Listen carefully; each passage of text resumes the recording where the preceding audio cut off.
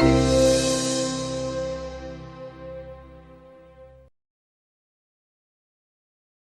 so today, I'm ecstatic to have a prolific person with us today, Malkia Cyril.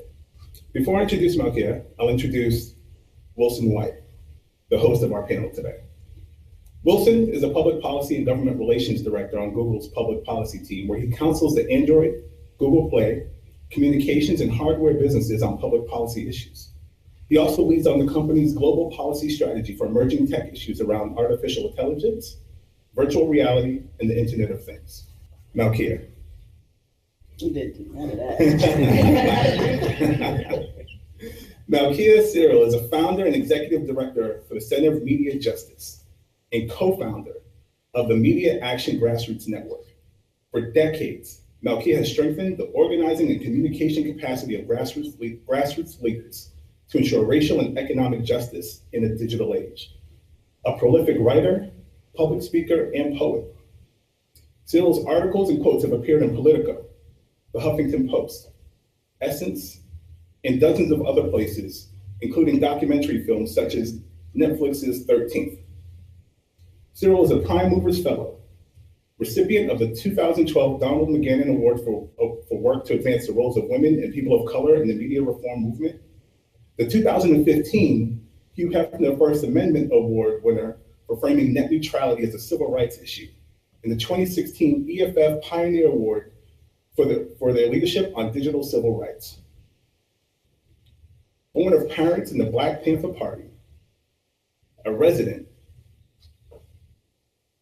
and originally from Brooklyn. More specifically, Bed-Stuy. Cyril is now one of the few leaders of colors in the movement for digital rights and freedom, and a proud leader in the Black Lives Matter Network. Ladies and gentlemen, I present to you Wilson White and Malkia Cyril. All right, so I think we're going to have a pretty fascinating discussion with Malkia here today. In terms of how this will work, I will get us kicked off with a few questions back and forth, and then kick it off to the audience. I think people on live stream can also ask questions as well. But just to kind of set the frame for this, I did not grow up in Brooklyn, New York. I grew up in a very small town in South Carolina. Attended church every day, grew up in the AME church, and whenever I'm in a setting like this where I have to like moderate something or give a public talk, I'm reminded of what my pastor told me growing up, which is whenever you're doing this, you got to remember the 5 B's, which is be brief, brother, be brief. I'm just going to jump, taking that advice from my pastor, I'm just going to jump in. We've heard a bit about your bio, but I'd like you to give us a little more context and color on where you've been and how you ended up doing the work that you're doing at the Center for Media Justice. All right, well, thanks for asking. Can y'all hear me all right? I don't know about the whole mic situation. But so, I was born in Brooklyn, Bed-Stuy, and those who may go to Bed-Stuy today, you have absolutely no idea what it looked like, in the mid 1970s and the 1980s, right? Because then it was a war zone. Then there were heaps of trash burning and large, tenements that were completely undealt with. It's the largest Black community in the country, Black neighborhood in the country. It was one of the poorest outside of in the Northeast, Black neighborhoods in the country. And I lived on a corner. Now I don't know anybody who grew up in a hood, like in a ghetto, in an urban ghetto, knows what living on a corner is like, right? Because that's where everything goes down. And I always ask my mom, why would you move us here? Why would you in the Black Panther Party, you all about the Black liberation and Black power. Why would you move us to a place where we could die, I felt like that's a legitimate question. And, she would say to me, well, I could move you to a white neighborhood. I could send you somewhere where you would fear yourself and other people like you. I could put you in a private school. And you could grow up with lots of chances, lots of whatever, but you wouldn't have fought for that. And those chances wouldn't be chances that then everyone else around you, like other people, were able to receive because of you. So we're here, you know, in order to fight for our people. It's not just about you, and it's not just about your life. It's about our lives together. And you know, it was a hard lesson for me, because as a child, like, it's like, no, it's about me. You know, but she made it very clear from the gate that it's never just about me. Another funny thing that she always used to do, or you know, that I think this story gives you a good picture into how I came to be here. So you know, it was mentioned that I was a poet. So I wrote a chapbook. I got it published by Kitchen Table Press, which is the press that Audre Lorde and Barbara Smith and folks were originally affiliated with. And I was about 13, 14. And my mom, you know, it's all my mom's pushing, right, to make that happen. She bought all these copies of the book, and she's like, yes. And I was going to Restoration Plaza and sell these books. I'm like, okay. So I go to Restoration Plaza, which is like a little shopping area in Brooklyn, sell all the books. I make like $1,500. I'm so excited. I'm like, yes, I got money in my pocket. I didn't even have to sell drugs. I'm rich, $1,500. So I bring the money back, and she's like, okay, great. And she peels off a $100 bill and gives it to me. I said, I'm confused. Yeah, right? I said, $1,500. Yeah, I did all the work. And she said, you know, when you have a gift, that means you have to give it. It doesn't belong to you. All the rest of this money is going to the local women and children's shelter. And that's what happened to it. And so that's like how I was raised, right? Like, you don't, it's not just about you, it's about your people. You know, when your body is on the line, it's for a reason, you know? And so my mom was a member of the Black Panther Party. She ran their breakfast program in the New York chapter. She also was an editor for the Black Panther newspaper. So she taught me really early on appreciation for art, for culture, for words. You know, she believed in journalism. She was an educator. You know, she ran out of LaGuardia Community College in New York all of the educational programs for folks in prison in New York. So that is where I come from. And so coming into, you know, a focus on media, telecommunications, technology, yeah, you bring that background. Yeah, it was very easy. Before saying that background, the context from your upbringing, how that made the transition to what you're doing in terms of media justice fairly easy. Yeah, I mean, so let me crystallize that. So number one, in the 80s, you know, news coverage was filled with stereotypes about super predators, Black teenage super predators, Black crack babies, Black welfare moms, Black criminals. And so, and that was about me, you know, that was about me and my friends and my family.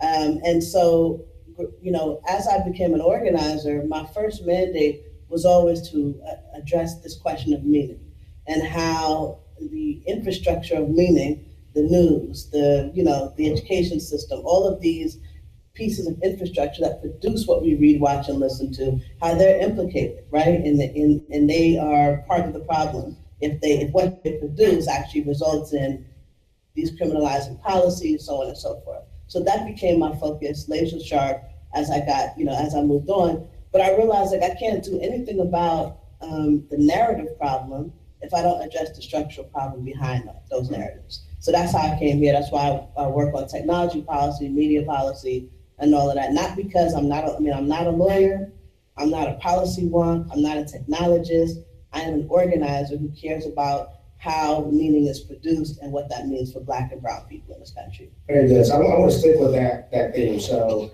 in preparing for this talk, I had this wide-ranging discussion that I was prepared to do. And then on Friday, the verdict came down in the Castile shooting case out of Minnesota. And I felt like having this conversation with you, I'd be remiss if we didn't talk about that case, particularly as it relates to what you do in terms of the media and the narratives that come out of the media. So, of course, I was hurt by, still am, the verdict itself, right? Like a verdict of acquittal, not because of that individual case, but because it's the next chapter of essentially a law-abiding citizen being killed by police with impunity, right? Like this is the next chapter of that. But what I was more struck by was the media response or lack of response to that verdict. But do you think, is the media just exhausted with these killings? Is society exhausted? Why is that? I mean, look, we're dealing with 400 years of anti-Black criminalization. So that is going to show up in how news talks about the murder, and I will continue to call it a murder, of a Black man on Facebook Live, right? That was, everybody could see it. And so let me back up. So number one, I always say this, you can't extract 400 years of white supremacy from any institution simply by adding technology. So people thought that by the fact that you could watch, cell phone videos, cell phone videos, Facebook Live, body-worn cameras, the fact that you could watch would somehow increase the measure of justice. That's not the case. Watching is not justice. It's just watching. So I will say this. Number one, I'm hurt, but I also understand that this is a structural problem, right? These news outlets are at the very top, mostly white. At the very top, they're mostly men. That is just a fact, And so when it comes time to make editorial decisions about, number one, do you take the official word of police as the truth? That's the first question that often these journalists have to answer when they're reporting on these cases. So for example, the sister who was just murdered yesterday in Seattle, a pregnant Black woman who called the police to report a burglary, opened the door, she had a knife, presumably because she was being burgled. She thought she was being burgled. She had mental health issues. They shot her almost on sight. She's dead in front of her 3 children. Yeah, she called the cops. She called them. And whether we're talking about, Black men, Black women, our Muslim brothers and sisters across race who are being murdered by vigilantes, because I want to really also say that police, it's not just the official police, it's also those who feel that they've been deputized by this moment of this heightened white supremacy that we're dealing with right now. So whether it's the official police or those who feel they have been deputized by this type of policing, we are dealing with a moment where anti-Black criminalization is being pumped up, right, by media coverage, is being sustained by media coverage. And I think that these outlets have a responsibility to be very clear that the police narrative is not the official story. Let me just say this, the title, the headline of when the woman was killed in Seattle, so yesterday, it said, "Armed woman killed by police." How do you know she was armed? Was there some video? It's just basically the police statement that they, built the headline off of. So this is the kind of practice that we have to end. This is the kind of practice that news outlets have to stop doing right now. So I don't think it's fatigue. I really don't. I think it's racism. And I think that they've been reporting like this from the gate. This is not new. You know what I'm saying? Right. So that's where we're at. We need to directly confront any outlet that has an editorial role. And that's not just news media, that's also social media and other kinds of technology companies that curate that. So let me stay there for a second, because I'm still processing this, and I saw the news of the Seattle incident yesterday when I came across the wire as well. So this is still top of mind. So as a lawyer, I know there's Supreme Court precedent, at least in this country, in the U.S., that gives law enforcement significant leeway. I think the standard is something like law enforcement officers can discharge deadly force if they believe or have a fear that the suspect poses a threat to them. So even if that threat is that this person is going to charge them with a fist, they can discharge their weapon and kill the person, almost with impunity. And that's kind of written into Supreme Court precedent, which, as you know, and as kind of what you stated here, by having that fear be part of the legal standard, it almost bakes in that racial bias into the legal standard. So from an organizing standpoint, because you are an organizer, what can or should we be doing to try to put pressure on the system to change that legal standard, which I think in a lot of ways is the reason why we don't see convictions in these types of cases? I think that's a great question, and I don't think anyone has a very clear answer, to be honest. I mean, I think that, first of all, let's understand that some of the first police officers in this country their job was to catch runaway slaves and to patrol, right? Their purpose was largely to capture runaway slaves and patrol for runaway slaves. Early legal precedent dictated that a black man has no rights, a white man is bound to respect. All of these legal standards have been baked into how we think about and deal with policing in this country. And so when you ask this question, what can be done, right, to extract or to add pressure to the system? Number one, there's an entire legal strategy at work, right, that folks are using, both in terms of trying to, so there are lots of places where lawyers are trying to attack the system. Mm-hmm. One of the places that organizers are trying to attack the system is by changing who our prosecutors are in different cities and states, right? So there's been an entire campaign by Color of Change to, transform the face of prosecutors and DAs in this country. I think that's one way, right? But we also see that in Baltimore, when a district attorney tried to actually,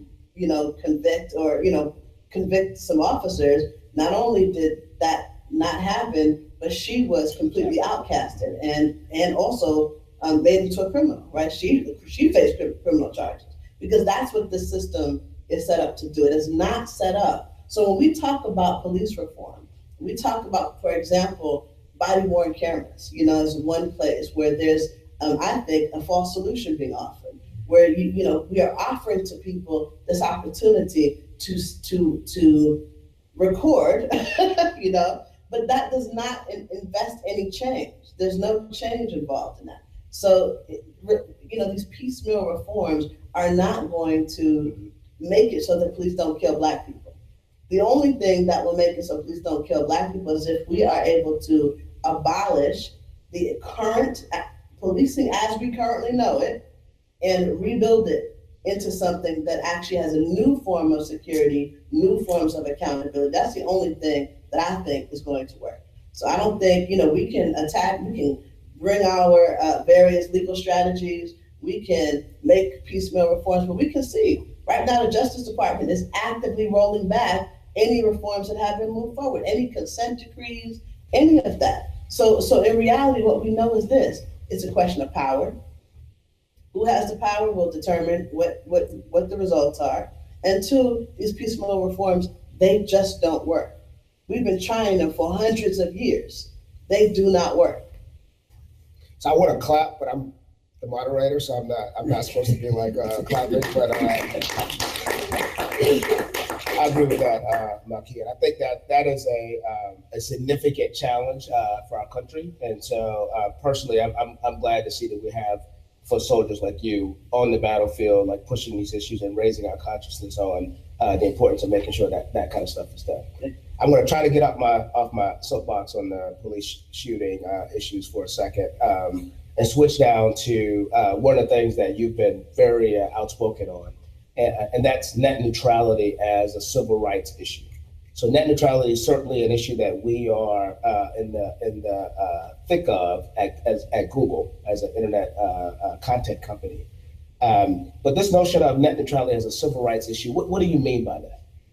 Well, let's not get off the soapbox of police shootings, because net neutrality has everything to do with whether or not police can shoot and kill us with impunity. Here's the reality. I don't care about Netflix versus Comcast versus, I don't care about these big companies. You know what I'm saying? I honestly don't. What I care about is Philando Castile. Mhm. I care about whether or not you being able to see this shooting will create and have the spark of outrage that can turn into a wildfire of protest, that can turn into a movement for change. Because the thing is that without being able to see it, you can't do that. Mhm. That's the bottom line. And for me, that's what net neutrality is all about.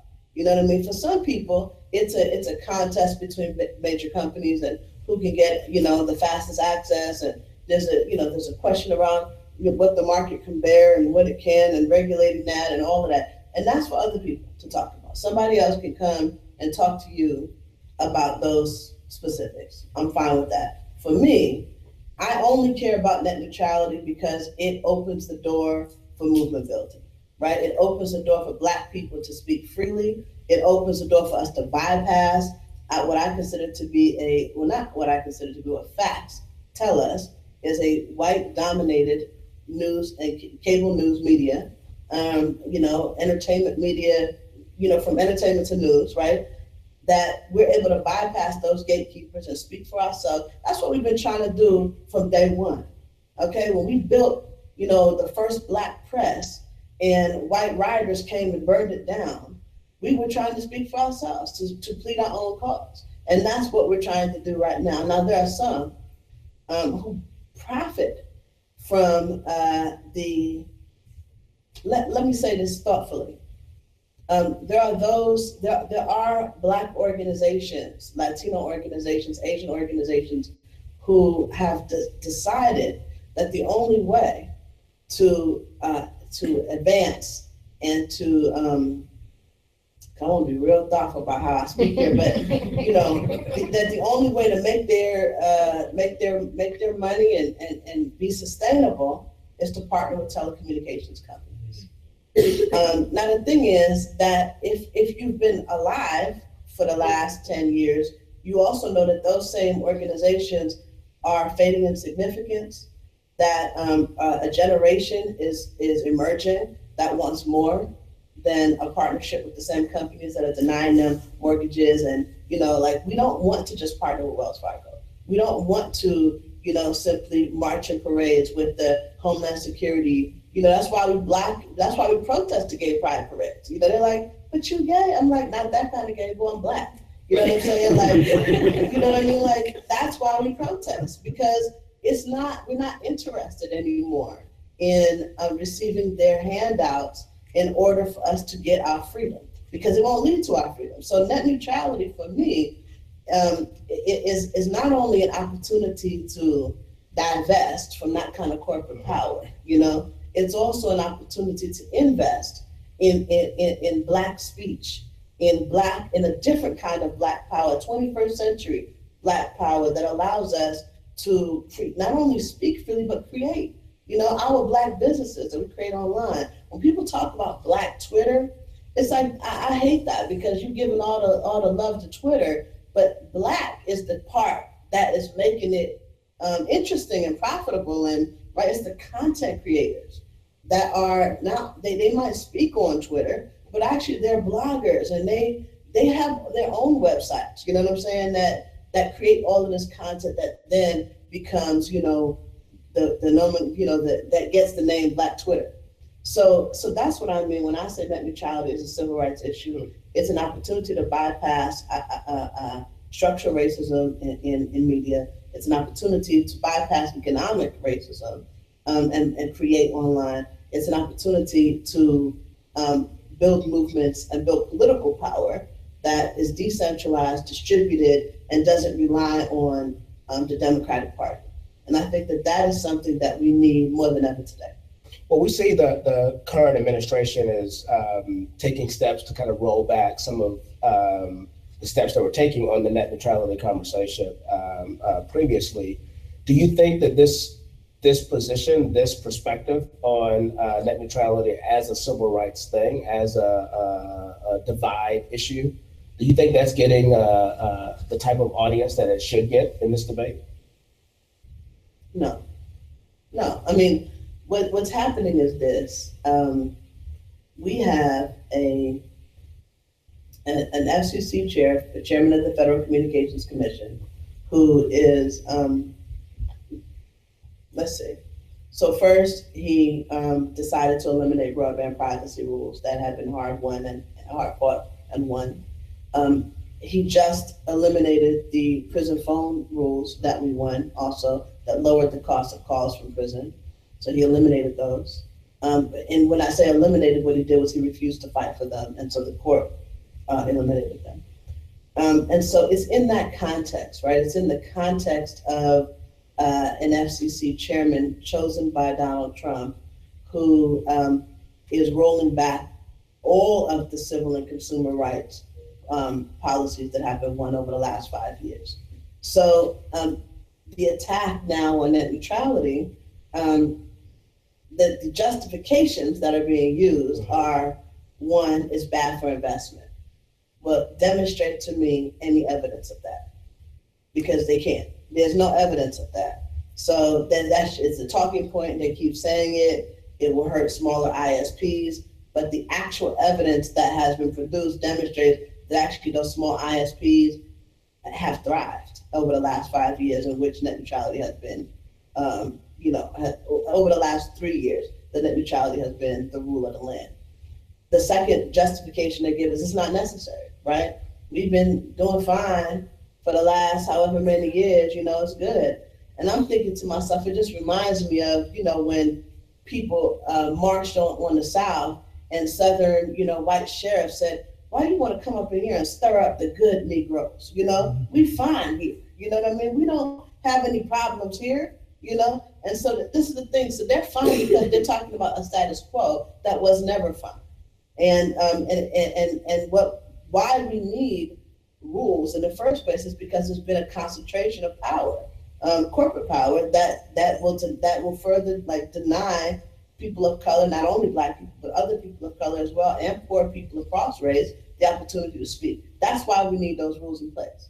So no, I don't think that net neutrality as a civil rights issue is at this point under the current administration going to get any play at all, unless we make it so. Yeah. Like if we do it, yes, and we're going to have to step up our tactics. I believe that it's not like before, where we could go in and negotiate with semi-reasonable people, and have a conversation. It's not like that. This is now, they have, let me tell you what they did. People did a protest at the FCC, and so the FCC banned them for life. You can't do that. That's illegal. You can't ban people for life from a public, you can't do it. But they did it. That's what they said. They told them they can't wear any t-shirts that say anything about net neutrality. Only about net neutrality. You can wear t-shirts about other things. You can't do that as a First Amendment violation. Like you cannot do that. So this is what we're dealing with right now. So this is not a reasonable situation.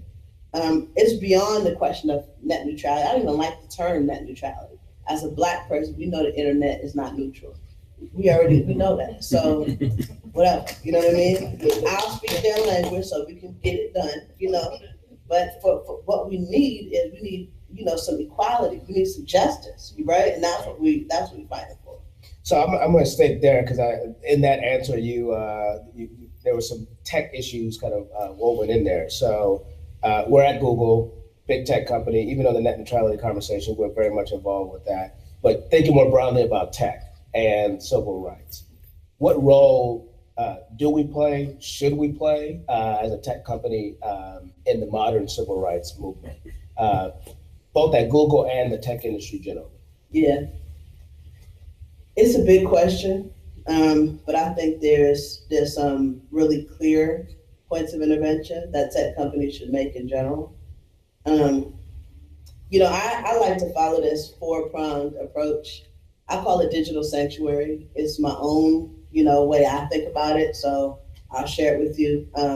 One is we talk about, sanctuary legally has been a term used when cities and states defy federal laws that they think are immoral or unjust, right? So or or that they think are actually illegal, that violate parts of the Constitution or violate basic human rights. And that term has come up in terms of within the movement around undocumented immigrants, right? But I think that we're at a point where the term sanctuary does not only should not only refer to undocumented immigrants, it should refer to all those whose civil rights have been violated or truncated by this country or within this country. So when I think about digital sanctuary, I'm thinking about basically what are the tech policies, practices, and practitioners that we need to extend human rights to all people, civil and human rights to all people. So I think about it in four ways. One is I think that we need the tech industry to demonstrate some level of defiance. I think that it is not time to maintain the status quo. That time, to me, it is never that time, but as long as you have vast inequalities, that time doesn't never exist. But I think in particular, technology companies on some level are the line between serious authoritarianism and some measure of resistance. There is a corporate class here that needs to, a part of the business class that needs to fight back. And that needs to be very clear that if it sides only with shareholders and those who are profiting, it will lose its consumer base.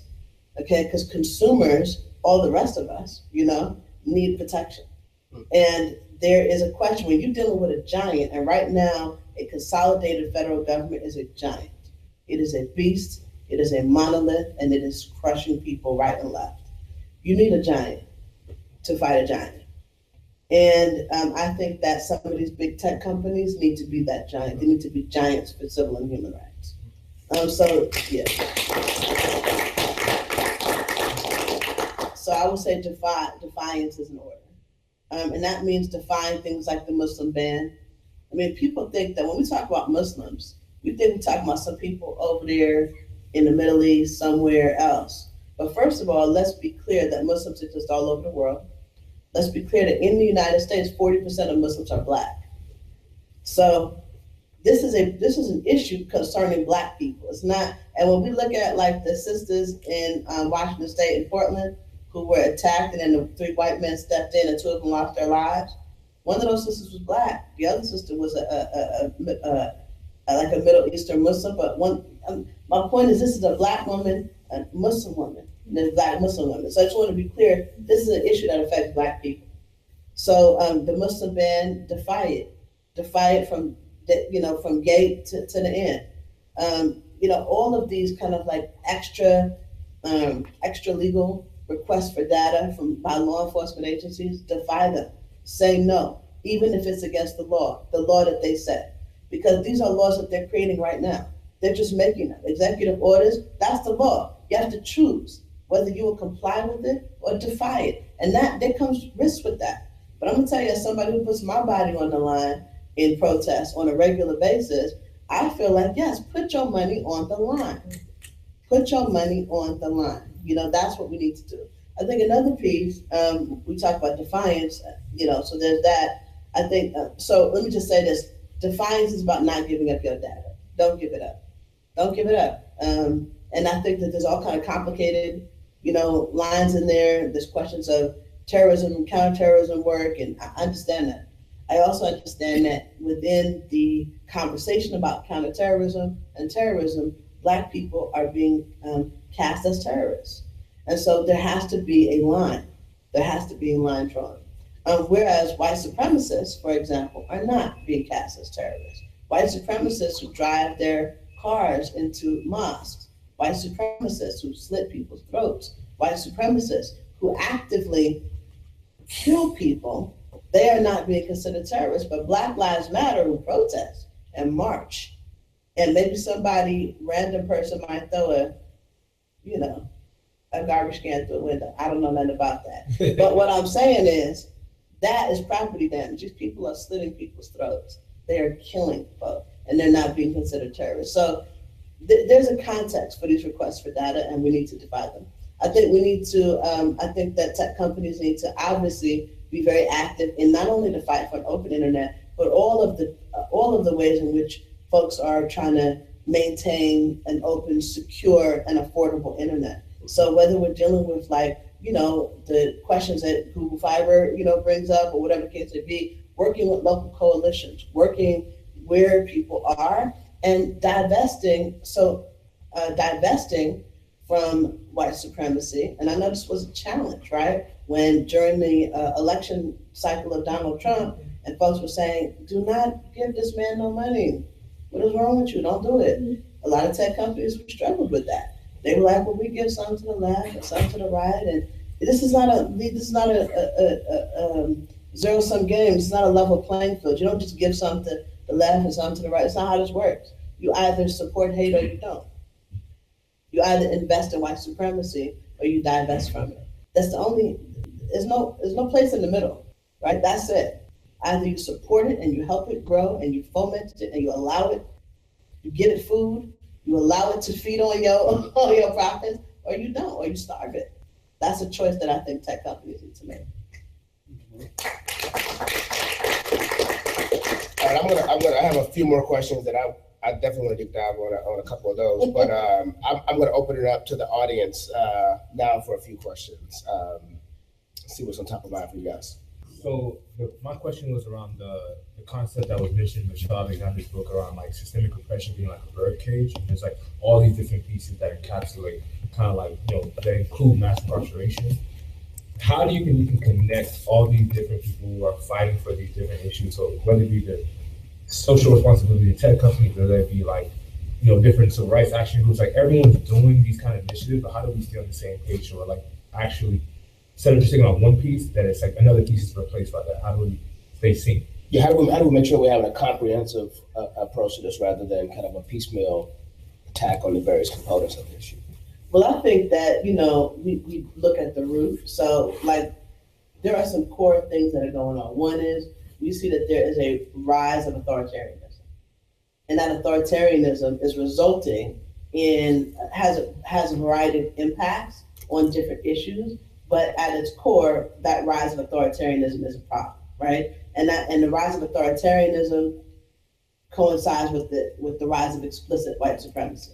So if we can have a very clear analysis, number one, that helps us to connect issues. So we talk about whether we talk about mass incarceration or climate change, for example, we know that our inability to affect the federal government right now is a problem. So that's one kind of big lens through which we can look. Number two, if we just really get clear that the concentration of wealth and economic inequality is a partial cause of racial inequality, if we can be clear about that relationship, the relationship between the economy and the civil society issues of racial inequality, that helps us also. So that we don't have to segment into, mass incarceration or education, or these are effects.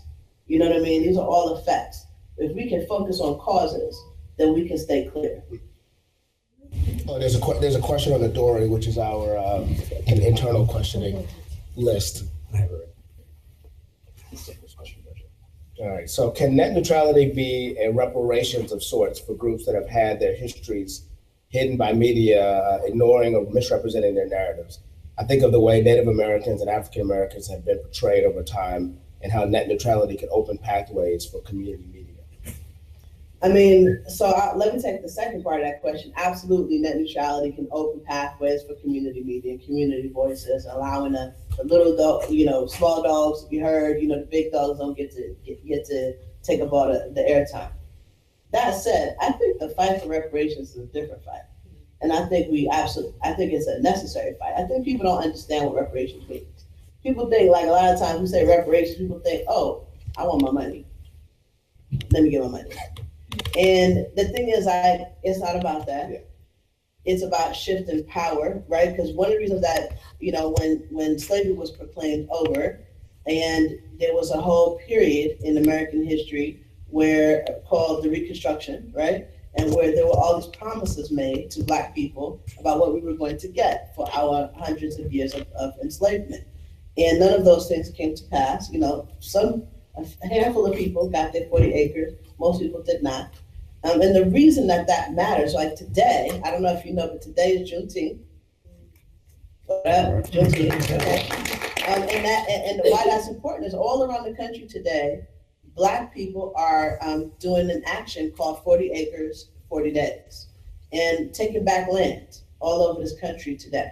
And why that matters, I think, is because when we take back physical land, there's a correlation to the digital space we have to claim as well, right? And that's part of how I see the relationship between this fight around net neutrality to this fight around land, right? We have to actually, land matters, right? Native Americans understand that because their people genocide against our indigenous brothers and sisters was for the land, and for what is inside of the land, the water, the natural resources. Folks didn't just steal Africans from Africa, they also stole gold and ivory and all kinds of other resources. So when we really understand how Europe and America came to have the level of wealth that they do, and we understand that wealth is built on stolen property, on the theft, on laws broken, on lives and bodies broken, and we can actually understand reparations in a completely different way.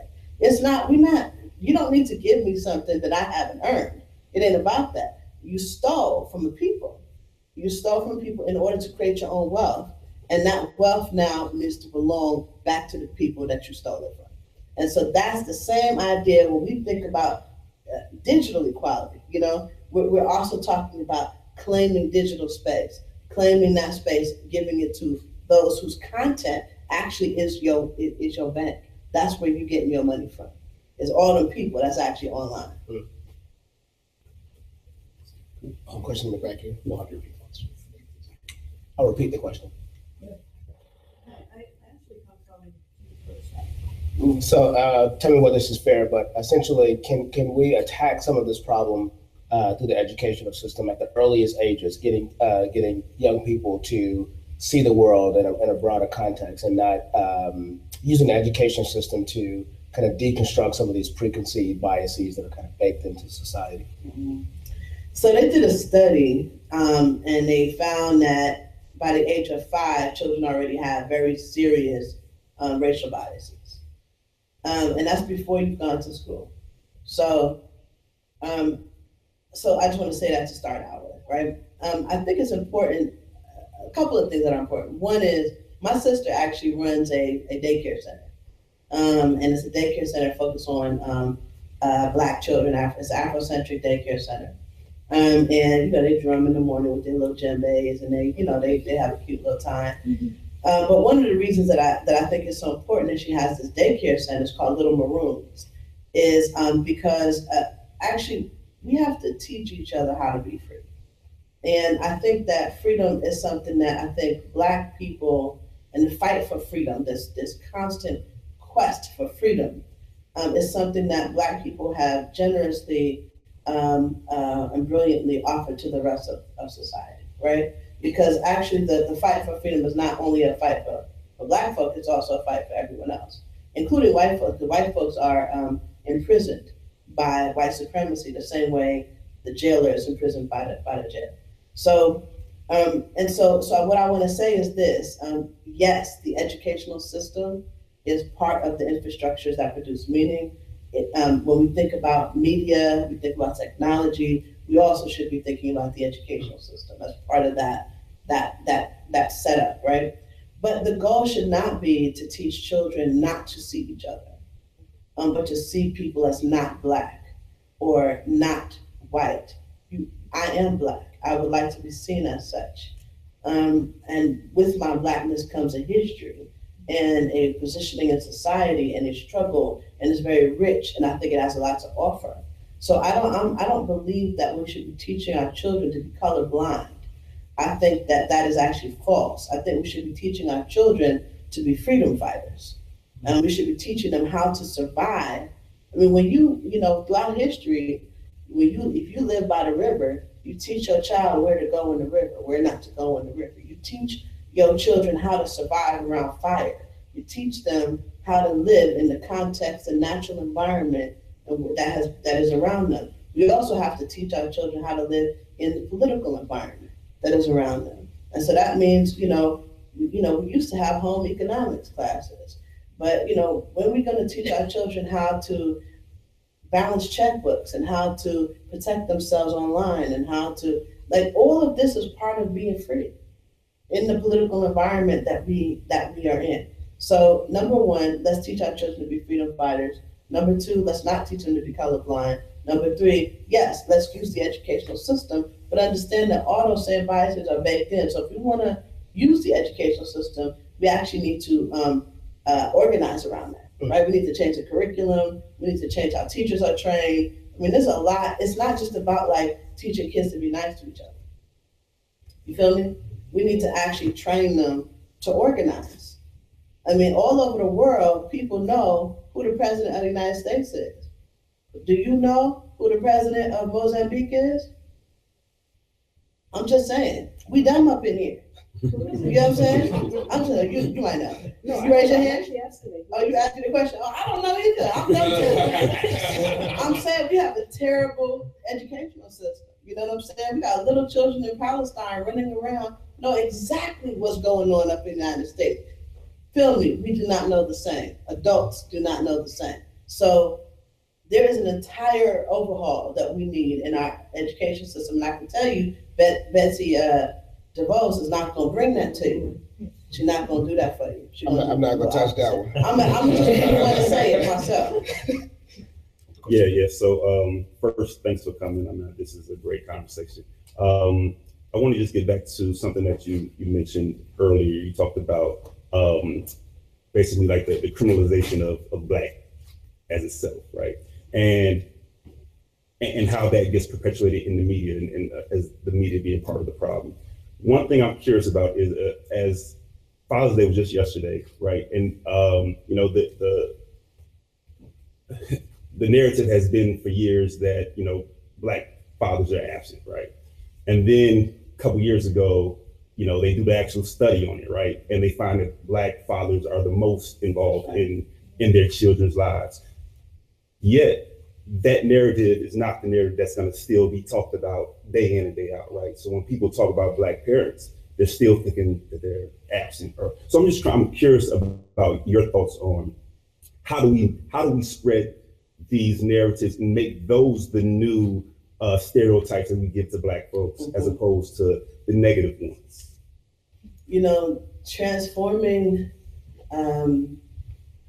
Transforming narratives is a long haul project.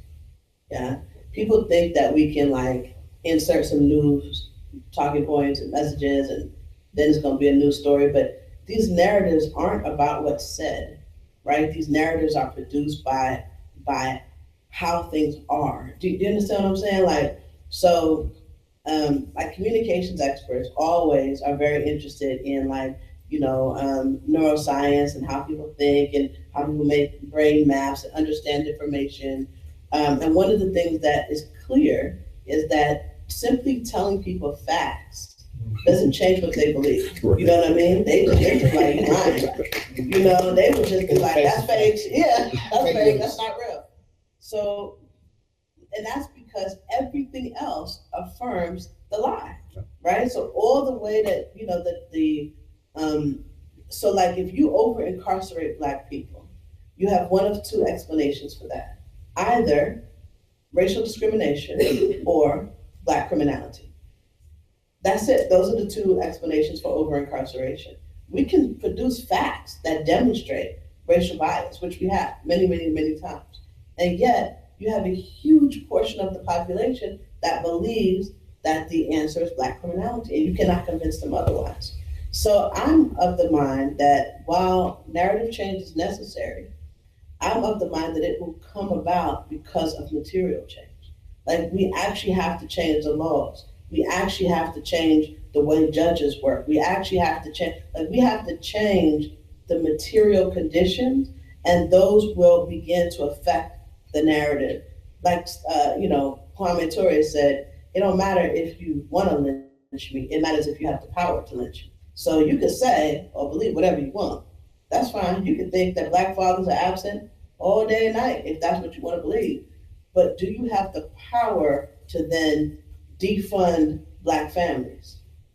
Because if you do, as a result of that stereotype, that's where I feel like we need to make the change. Because I think simply saying new things, it doesn't work. It doesn't work when an entire system around those words tells you something else. All right, I think we have time for 2 more questions if we have any from the audience here. All right, we have one, and then I have the last one, so. When you said 2 minutes. So, do you predict a resurgence of very aggressive voter discrimination and other disenfranchising ways to affect communities in the future? So, my context for this is when I was hearing about maybe our recent election and hearing about other, governments, other people getting involved in it. It reminds me really quickly of hot dog stand in Tennessee. Reminds me very quickly of gerrymandering laws that we've still struggled to deal with for the last 400 years, right? And so I imagine in the next few elections, we're going to see this in a much more aggressive fashion. Because now it's not physical gerrymandering, it's actually online. How do I find a way to make it that you can't get this information, you can't make it to the voting hall? What do you think about this? I think that it's not a prediction, it's already happening. I think that right now we are seeing in local elections, we're seeing fierce voter intimidation, particularly throughout the South. We saw it, we've seen it in different cities throughout the South state. We're seeing, extremely aggressive attacks, right? That aren't necessarily correlated to voting, but that are absolutely targeted towards people of color, particularly immigrants, Blacks, and Muslims right now. So I think like this dystopic future is here. You know what I mean? Like it's happening now. And so I think the question is, what are we going to do about it? And, people are starting to marshal defense forces. We're in a scarier time than I think people realize, And this idea that any one of us can stand by and be a bystander is gone. If either you do something or you do nothing. And that's where we're at right now. So I definitely think it's going to escalate, especially, and it's going to escalate around voting, but it's going to escalate also around natural resources. I think people, when we talk about water wars, like we're there, right? People are fighting right now for clean water in various parts of this country, and those people are Black and brown. Those people who cannot get clean water are Black and brown people. So that's part of why I say, like, when we talk about the role of tech companies, it's not a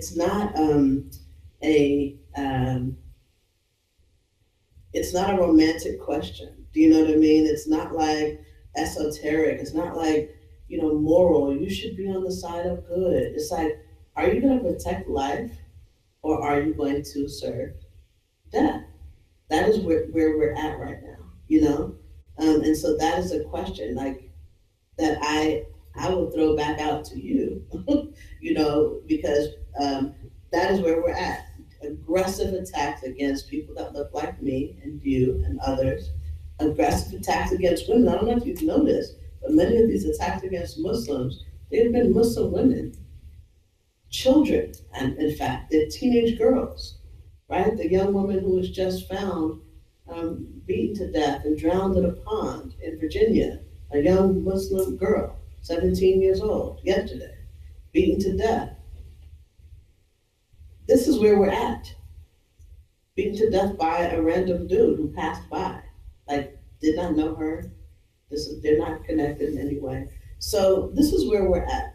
And we have a responsibility to do everything we can, anything we can to stop it. All right, and 140 characters or less. Okay. What keeps you up at night? Well, I think I mentioned, like, I do believe tech companies stand between a heightened authoritarianism and heightened resistance. And I think that I'm terrified that they will choose their profits over people. I think that is very likely scenario. And the only way that will not happen is because of the people who work there. Well, Malkia Cyril, thank you so much for spending time with us today. Appreciate it.